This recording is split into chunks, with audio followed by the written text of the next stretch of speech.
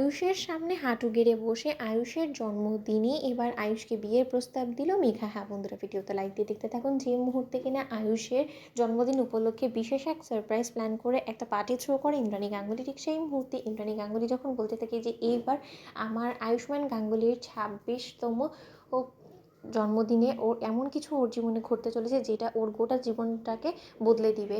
রাজ তুমি দেখে নিও। ঠিক সেই মুহূর্তেই রাজশেখর গাঙ্গুলি যখন কিনা বলতে থাকে যে তেমনটাই যাতে হয় ইন্দ্রাণী, আমি খুব ভালো করে জানি যে তুমি ওর জীবনটাকে সম্পূর্ণরূপে পাল্টে দেওয়ার জন্য তুমি ঠিক কী করতে চলেছো, কারণ আমি খুব ভালো করেই জানি যে তুমি খুব শীঘ্রই ওর জন্য একটা যোগ্য পাত্রের সন্ধান খুঁজে বের করেছো এবং তাকে যত শীঘ্রই সম্ভব তুমি এ বাড়িতে আনারও ব্যবস্থা করছো, এবং সেটা আমি ভালো করেই জানি। কিন্তু তা সত্ত্বেও তোমাকে একটা কথা আমি না বললেই না, যা কিছু সিদ্ধান্ত নাও না কেন এর মধ্যে অবশ্যই তুমি আয়ুষের মতামত নেওয়ার চেষ্টা করো এবং আয়ুষ কী চায় ওর জীবন নিয়ে সেই জিনিসটা ভাবনা চিন্তা করে তারপরেই তুমি যা করার করো। ঠিক সেই মুহূর্তে যখন কিনা ইন্দ্রাণী গাঙ্গুলি পার্টি থ্রো করে, যখন কিনা সন্ধে ঘনিয়ে আসা মাঠে সকল গেস্টদের উপস্থিতিতে, পরিবারের সমস্ত লোকেদের উপস্থিতিতে যখন কিনা বলতে থাকে যে আজকে এমন এক বিশেষ চমক তোমাদের সকলের জন্য অপেক্ষা করছে যেটা দেখে হয়তো তোমরা ধাঁধা লেগে যাবে। তোমরা হয়তো কেউ কল্পনাও করতে পারোনি যে আয়ুষের এই 26তম জন্মদিনটা এতটা স্পেশাল হবে। ঠিক সেই মুহূর্তে যখন কিনা কুসুম এক পর্যায়ে চমকে যায় এবং কুসুম যখন কিনা আয়ুষের জন্য বিশেষ এক সারপ্রাইজ প্ল্যান করে বসে থাকে এবং বলতে থাকে যে আমাদের বিয়ের পর এটা আপনার প্রথম জন্মদিন ছোটো সাহেব, এবং এর জন্য তো আপনার জন্য বিশেষ কিছু উপহার আমাকে করতেই হতো, তাই আমি নিজ হাতে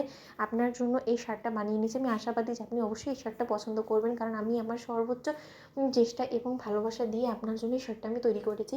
ঠিক সেই মুহূর্তে যখন কিনা আয়ুষ নিচে নেমে আসে এবং আয়ুষ যখন কিনা বলতে থাকে যে ওয়াও হোয়াট আ সারপ্রাইজ, আমার জন্য এত বড় করে একটা মম তুমি পার্টি থ্রো করেছো, আমি সেটা কোনোদিনও কল্পনা করিনি। ঠিক সেই মুহূর্তে সেখানে মেঘা চলে আসে এবং মেঘা চলে আসা মাত্রই মেঘা যখন কিনা বলতে থাকে যে আন্টি আমি চলে এসেছি, ঠিক সেই সময় ইন্দ্রাণী গাঙ্গুলি বলতে থাকে যে ওয়েলকাম ওয়েলকাম মেঘা, তোমারই অপেক্ষা আমরা করছিলাম সেই কখন থেকে, তুমি কখন আমাদের মাঝে আসবে এবং কখন আমরা তোমাকে নিয়ে আয়ুষের পার্টিটা শুরু করব, এবং কেক কাটাও এখনও পর্যন্ত হয়নি। ঠিক সেই মুহূর্তে যখন কিনা এক পর্যায়ে মেঘা বলতে থাকে যে আন্টি জাস্ট আ মিনিট, আমার আপনাদের সমস্ত লোকেদের সামনে একটা কিছু বলার আছে। ঠিক সেই মুহূর্তে ইন্দ্রাণী গাঙ্গুলি বলতে থাকে যে হ্যাঁ আজকে তো তোমারই বলার দিন, বলো।